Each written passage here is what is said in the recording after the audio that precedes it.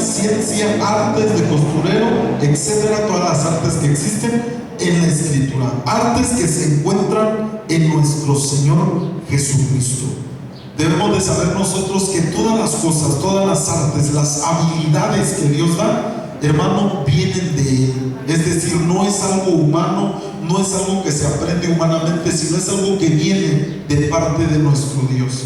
Y vamos a ver, le pongo aquí: Papá Dios en su misericordia nos ha permitido la salvación y redención. ¿Cuántos dicen amén? Amén. Pero también aquí en la tierra nos ha bendecido con cualidades que en verdad son de Él. Muchas personas creen menos espirituales que otras, o creen que no tienen nada que ver con Dios.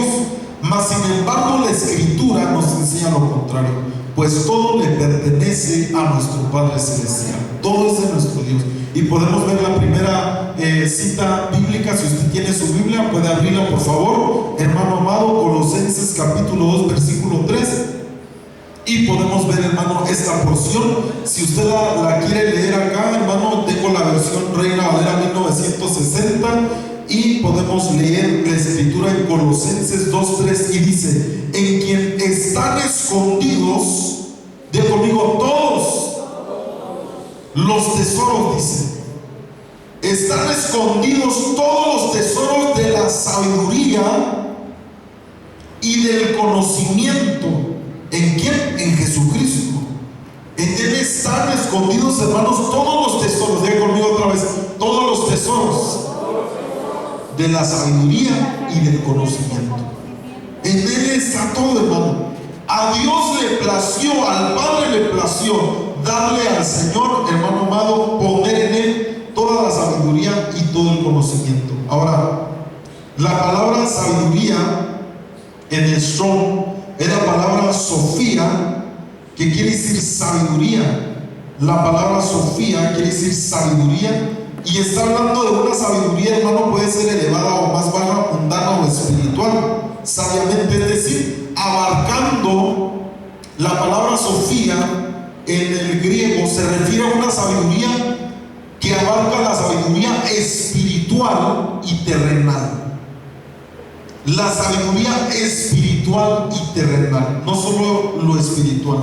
Y cuando dice ahí el conocimiento, porque dice: en Él están escondidos todos los tesoros de la sabiduría y del conocimiento. La palabra conocimiento en el Strong, que es el diccionario que está aquí, el azul, es el diccionario Strong de las palabras bíblicas griegas y hebreas.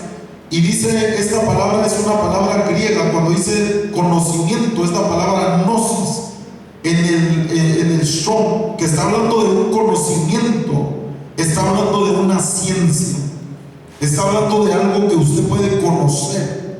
Y la Escritura nos enseña que toda la sabiduría y todo el conocimiento está en Cristo Jesús, hermano. Pero dice que son tesoros que están escondidos. Es decir, esos tesoros, porque mire, en quien están escondidos todos los tesoros de la sabiduría y del conocimiento. ¿Qué quiere decir, hermano? Que nosotros tenemos que descubrir esos tesoros, pero Dios nos los da. La Escritura nos enseña que cosas que ojo no vio ni oído yo, Dios las preparó de antemano. ¿Para quién? Para los que lo aman. Si nosotros amamos al Señor, Él tiene esos tesoros para nosotros. ¿Cuántos los quieren, hermano? ¿Cuántos pueden levantar su mano y decirle: yo quiero esos tesoros de sabiduría y de conocimiento, Señor?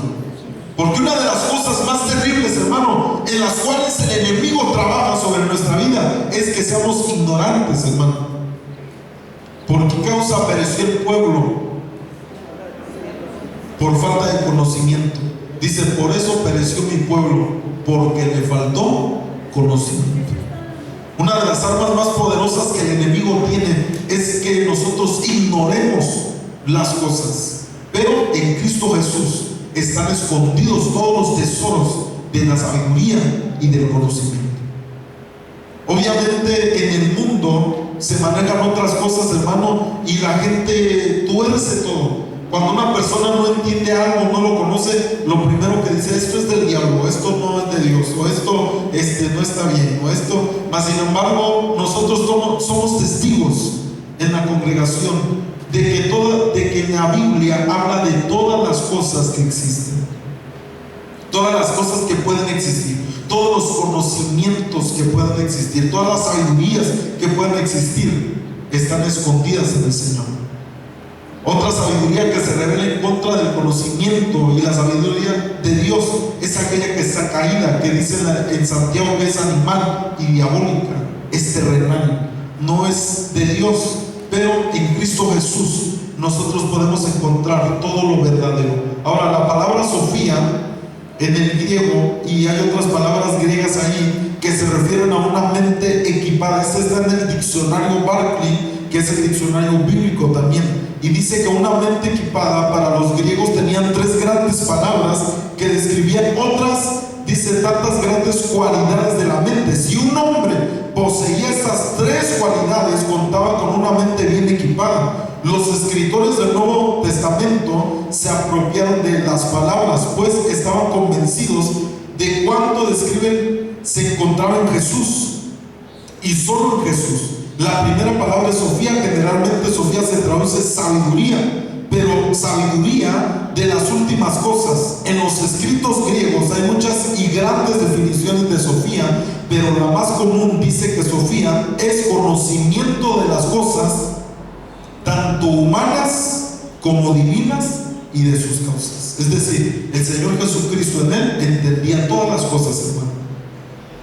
Cuando él anduvo caminando sobre esta tierra, él entendía tanto lo espiritual como lo terrenal. Él entendía lo que estaba pasando con una persona. Por eso, en su manera de administración, él tanto tocaba el área del alma como la terrenal. Al Señor le interesaba sanar a una persona no solamente en el área del alma, sino también en lo terrenal. ¿Cómo puedo saber esto yo? Recuérdese que en alguna ocasión estaba un hombre paralítico y el Señor Jesús se le acerca, y ¿qué es lo primero que le dice? Tus pecados sean perdonados. ¿Verdad que sí? O perdón, le dice, levántate y anda. Y entonces la escritura dice que empezaron a argumentar, y entonces se refirió él que no solamente hay que abarcar el área de terrenal, de que pudiera una persona caminar, sino que hay que tocar el alma. Tus pecados te sean perdonados. Al Señor no solo le interesaba sanar a una persona y que quedara igual del alma. ¿Por qué? Porque una persona dañada del alma, ¿qué es lo que va a hacer? Si sana de su cuerpo, ¿qué es lo que va a hacer esa persona? Va a volver a lo mismo. ¿Por qué? Porque su alma está dañada. Pero si su alma es restaurada, esa persona tiene un metanoia, un cambio de vida, un cambio de manera de ser, y puede alcanzar las bendiciones de Dios. Así que la escritura dice, Colosenses 2:9, porque en él, es decir, en Jesucristo, habita corporalmente toda la plenitud de la deidad. En el Señor Jesucristo habita toda la plenitud de Dios, hermano. Todo lo que Dios es está en Cristo Jesús. Cuando ahí dice plenitud de la deidad, se refiere a la divinidad de Dios, se refiere a la naturaleza de Dios, se refiere a todo lo que Dios es, está corporalmente en Cristo Jesús. En él lo encontramos. ¿Cuántos dicen amén? Ahora, miren, vamos a ver un poco de esto. Mateo 4:23 dice, y recorrió Jesús toda Galilea. Y estas son las funciones que Jesús desarrollaba. Es decir, ahorita voy a empezar a entrar al tema realmente, porque acuérdense que en el tema decía medicina, alquimia, todas las artes, pero vamos a ver por qué razón. Porque en Jesucristo está toda la sabiduría y todo el conocimiento. En Jesucristo se encuentra toda bendición. En Jesucristo podemos nosotros ver que se desarrolla, hermano, toda la bendición de Dios. Y dice Mateo 4:23, y recorrió Jesús toda Galilea, número 1, enseñando en las sinagogas de ellos, y número 2, predicando el evangelio del reino, y número 3, sanando toda enfermedad y toda dolencia en el pueblo. Y esas tres cosas son muy importantes, hermano, que existan dentro del pueblo del Señor, que hay una enseñanza. Debemos de aprender nosotros, hermano. No debemos de ser ignorantes en cuanto a las cuestiones que la Biblia habla, hermano, porque hay mucha gente afuera que por no saber, por ignorar diferentes temas, luego llega la gente cristianos, gente, testigos de Jehová, mormones, todo tipo de personas, y les empiecen a querer inculcar doctrinas, hermano, que no son de Dios. De hecho, hermano, le voy a platicar, ha venido un sueño a mi vida 3 veces ya, la última ocasión, y esos sueños que uno sueña, ¿verdad?, diferentes situaciones y cosas, pero uno de los sueños que me ha impactado en estos últimos días es un sueño que he tenido, y el Señor me ha permitido llegar a congregaciones grandes, hermano, en lo espiritual, es decir, no en mi cuerpo sino en el espíritu, y he visto que hay un mover tremendo que está llegando a las congregaciones. Y yo lo veía en uno de los sueños como un viento que sale del desierto, de un lugar seco y árido, y se va a las congregaciones y se les mete a ministros que están funcionando en profecía y empiezan a profetizar en una manera, hermano, del enemigo para traer una atmósfera que el enemigo quiere traer para una doctrina específicamente errada.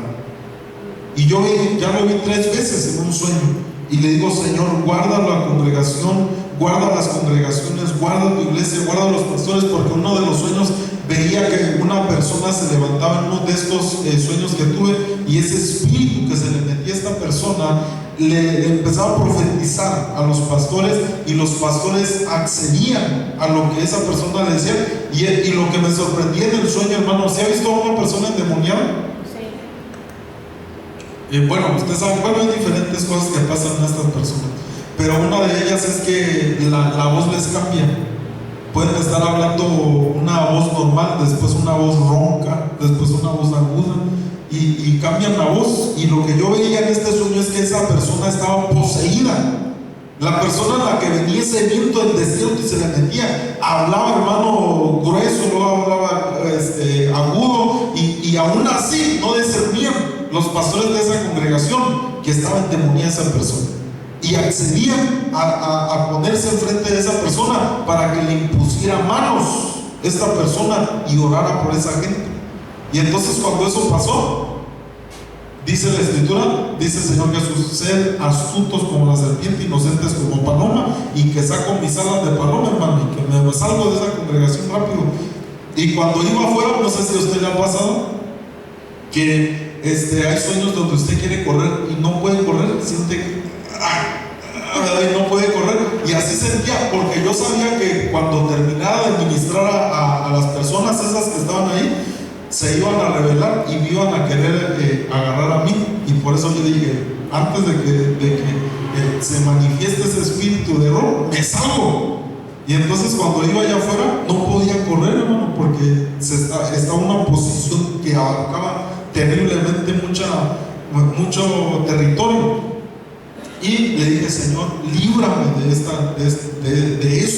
este mover que quiere afectar las congregaciones. Y ¡pum!, que me voy ligerito, hermano, como paloma, y me fui de ahí. Pero vi que es algo que el enemigo está haciendo en este tiempo en las congregaciones. Una de las tareas más grandes que tiene en este tiempo es que se cumpla lo que el Espíritu dijo, cuando dijo: el Espíritu dice claramente que en los postreros tiempos muchos apostatarán de la fe, escuchando espíritus engañadores y ¿qué? Doctrina de demonios. Eso se está cumpliendo hoy en día. Por eso dígale al que está a su lado: no le creas en lo que dice el pastor.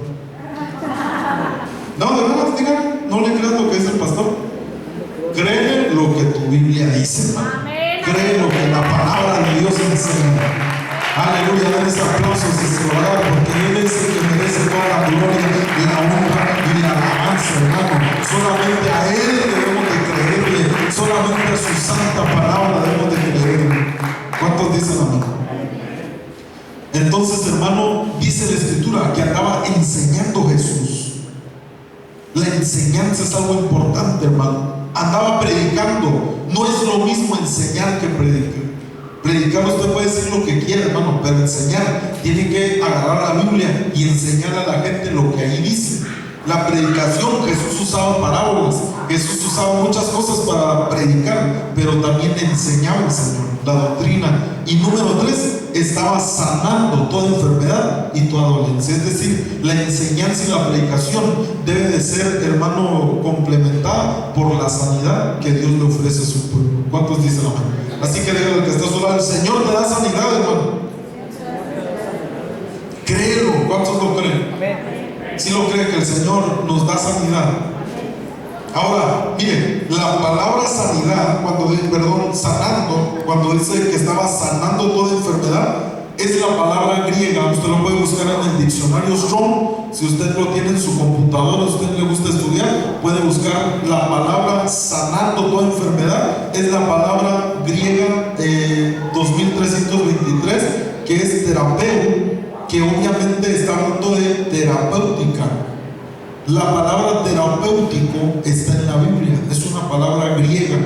Y cuando dice que Jesús andaba sanando toda enfermedad, dice Jesús estaba desarrollando su ministerio terapéutico en aquel lugar, en aquella tierra. ¿Qué quiere decir esto? Que al Señor Jesús le interesaba que la persona fuera sanada corporalmente, en el alma y en el espíritu.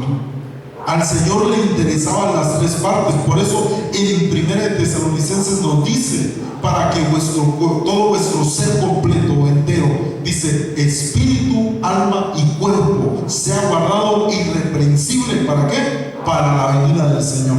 Dígale al que está a su lado: la venida del Señor está cerca, hermano.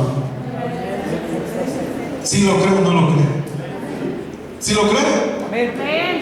A ver, pregúntale al que está a su lado: ¿sí crees que el Señor viene pronto, mi hermano? Y ahora pregúntale: ¿sí te estás preparando? Yo sé que viene pronto, entonces ¿por qué seguimos igual? Si sabemos que viene pronto, tenemos que equiparnos, tenemos que, hermano, echarle ganas, tenemos que desarrollar lo más que podamos. Y cada semana, hermano, fíjese que para mí ayer es como si hubiera sido el domingo pasado. Los días se van así, hermano. Así, el domingo pasado se me hace como que hubiera sido ayer. ¿Cuántos de aquí se le va la semana así, pero volando rápido? ¿Por qué? Porque la Biblia misma enseña, hermano, que en el último tiempo los días serán acortados por causa de los santos, por causa de la iglesia, por causa de los santificados, de los justos del Señor. ¿Cuántos dicen amén? Y eso es lo que está pasando. El tiempo está así, hermano. El tiempo se está yendo. Si nosotros no activamos, hermano, para hacer la obra del Señor, olvídese. Tenemos el día martes, por ejemplo, teníamos una enseñanza muy hermosa y me dolió a mí en mi corazón que vinieron muy pocos el día martes al servicio, y fue una predicación muy hermosa que compartió el pastor Roberto. Y una de las cosas que él nos hablaba que me impactó mucho era acerca de la semilla de mostaza, o del grano de mostaza, que cuando Jesús dijo: si tuvieras hoy como un grano de mostaza, ¿no le dirías a este árbol: desarrállate de aquí, plántate en el mar? O otra porción dice: quítate, le dirías a este monte: quítate, y se quitará. Y algo muy interesante que el pastor Roberto nos enseñaba acerca de esto es acerca de la siembra, porque él es agricultor, él sabe de estas cosas, siembra tierra también. Y él nos explicaba, por ejemplo, acerca de las semillas, cómo a veces si usted siembra una semilla de maíz, de sorgo, de cualquier otra cosa, tiene que tener una profundidad específica, porque si la siembra más profundo, olvídese, se muere y ya no sirve. Mas sin embargo, la semilla, el grano de mostaza, que es de las más pequeñas, hermano, es una semilla que si le puede dar a lo mejor un poco más de profundidad, y aún así tiene el poder y la capacidad de surgir, hermano, y de salir a brote y de florecer. ¿Por qué? Porque tiene un poder tremendo. Por eso cuando dice el Señor: si tienes la fe como un grano de mostaza, el grano de mostaza, que es a pesar de las situaciones, de las adversidades, de que a lo mejor estás hundido ahí, sembrado ahí, y estás bien abajo, tienes la capacidad de salir a través de la fe en Cristo Jesús. Y qué hermoso es, hermano, aprender este tipo de cosas. Así que dígale al que está a su lado: si el martes tienes oportunidad, vente, hermano, a recibir del Señor. Estamos, hermanos, sirviendo. Yo sé que muchos de los hermanos de la congregación están funcionando, y debemos de saber que el tiempo está cerca, hermano. Tenemos que activarnos, tenemos que desarrollar. El día jueves también estuvimos predicando, y aunque hacía un frío, hermano, pero terrible, y estaba yo medio lloviznando, ¿verdad? Pero ahí estábamos predicando en el centro, hermano, y repartiendo literatura. Y así, hermano, cada momento tenemos que desarrollarlo para poder alcanzar las bendiciones de Dios. El día viernes también aquí estábamos orando y empezó a llover. Gloria a Dios, hermano, porque de todos modos no fue tan fuerte y pudimos salir sin mojarnos de este lugar, ¿verdad? Porque ha habido ocasiones en las que ha llovido tan fuerte que tiene uno que esperarse a que se calme.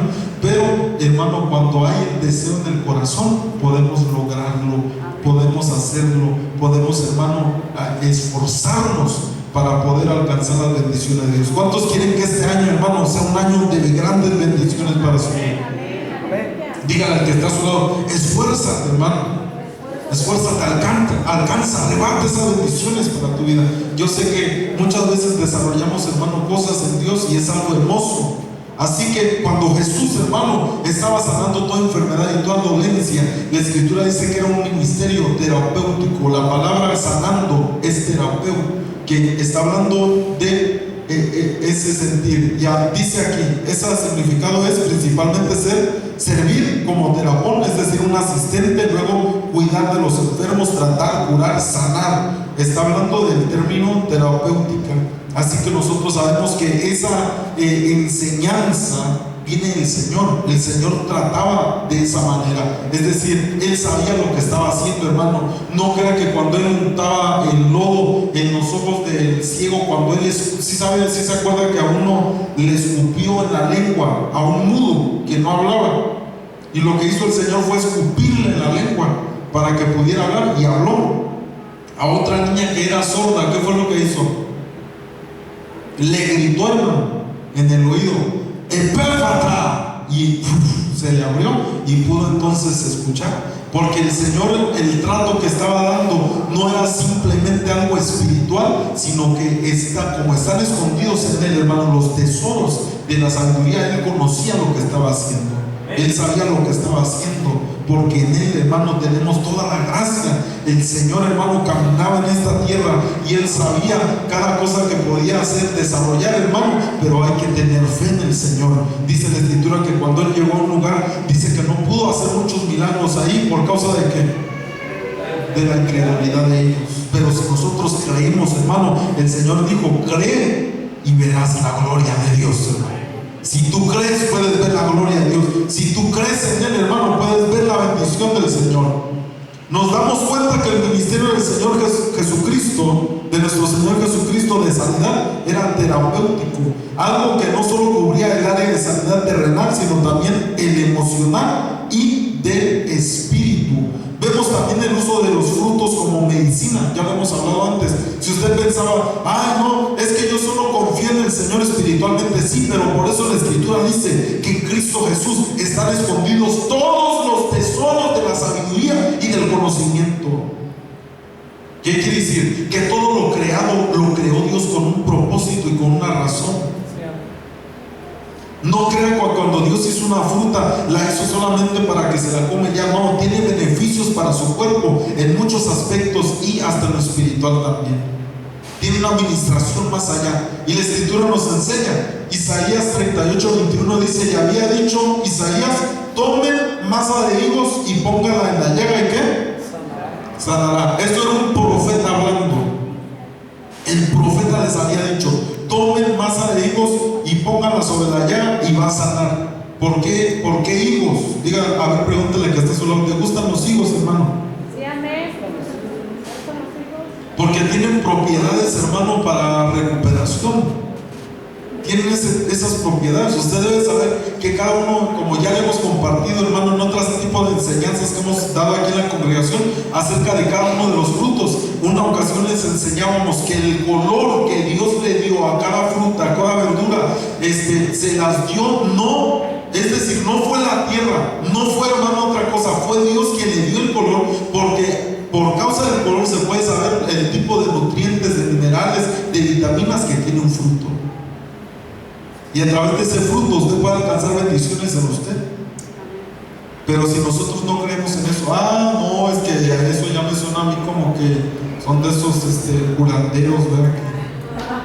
Que usan hierbas y todas esas cosas. No, las plantas, las hierbas, las frutas, las verduras y todo lo que usted quiera es del Señor, porque el Señor es la tierra y su plenitud, hermano amado. A Él le pertenece todo. Lamentablemente, hermano amado, la enseñanza que se ha manejado a veces ha hecho una barrera en cuanto a las cosas que Dios quiere que nosotros participemos. Ahora, 1 Timoteo 5:23 también dice, ya lo hemos visto, ya no bebas agua, sino usa un poco de vino por causa de tu estómago y de tus enfermedades frecuentes. Porque si usted estudia un poco acerca del vino, tiene propiedades tremendas para la salud. Pero ¿cómo dice ahí? Un poco de vino, ¿verdad que sí? Dice, usa un poco de vino. Ahora, ¿quién le estaba dando este consejo? Ahora, arriba en Isaías era el profeta. El profeta, ¿acaso no creía en Dios tanto lo suficiente como para decir, Dios Altísimo, envía tu sanidad sobre el cuerpo de esta persona, sana a esta persona para que vea tu poder? Claro que sí, mas sin embargo le dio el consejo de poner la masa de higo sobre la llaga y que sanaría. ¿Por qué? Porque esa inteligencia venía de parte de Dios. Después del apóstol Pablo, que es el apóstol principal de la iglesia de Jesucristo, le dice a Timoteo, ¿acaso Pablo no había visto tantas sanidades? ¿Acaso no había visto el apóstol Pablo que aún los delantales y hermanos las vestiduras oraba por ellas y decía, llévenselas a los enfermos, llévenselas a los que están poseídos, a los que están siendo atribulados por espíritus malos? En cuanto esa ropa tocaba sus cuerpos, quedaban sanos, quedaban libres, quedaban bendecidos, hermano. Mas sin embargo, a Timoteo no le dice, déjame oro por ti, hijo. Le dice, ya no bebas agua, toma un poco de vino por causa de tus molestias estomacales y tus enfermedades frecuentes. Pero hoy en día, como hay una conciencia que está dañada, no se puede hacer eso. Como hay una conciencia dañada y una cultura, hermano, trastocada, no se puede hacer. Para mí, hermano, eso no es tropiezo, porque yo nunca fui alcohólico. A mí nunca me gustó eso y nunca fui una persona que anduviera en fiestas, en ese tipo de cosas, hermano. Por eso para mí no es tropiezo, pero yo sé que hay mucha gente que le sería tropiezo. Ahora, si una persona, porque sí me han pasado antes, de una persona que agarre su cerveza para comer y como que uno dice, cuídame, esto como que no está bien, ¿verdad? Tomar este tipo de cosas. Así que, pero es por causa de la conciencia, porque es bebida, es comida. ¿Cómo no les tropiezo comerse los Doritos con tanto chile, hermano, limón? Eso se lo está comiendo y le está dañando ahí su estómago. Después anda con dolores de gastritis, hermano, y anda con dolores ahí, que úlceras en el estómago por causa de tanto picante, hermano. ¿Cuánto les gusta comer chile? A ver, confiésese, por favor. Y a lo mejor usted agarra y lo prueba y dice, ay, está picoso, ¿verdad?